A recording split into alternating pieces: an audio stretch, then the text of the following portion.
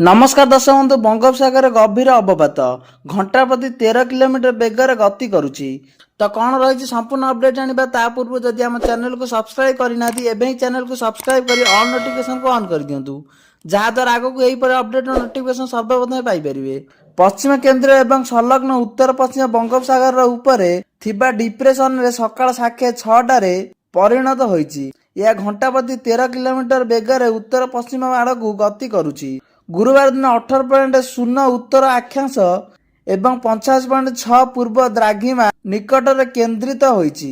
यह गोपालपुर प्राय 160 किलोमीटर दक्षिण पूर्व रे आंध्र प्रदेश कलिंगपट्टनम रु 170 किलोमीटर पूर्व रे ओडिशार पुरी ठारू 200 किलोमीटर दक्षिण रे आंध्र प्रदेश विशाखापट्टनम ठारू 250 किलोमीटर पूर्व उत्तर पूर्व रे एवं ओडिशार पारादीप ठारू 280 किलोमीटर दक्षिण पश्चिम रे रहिछि।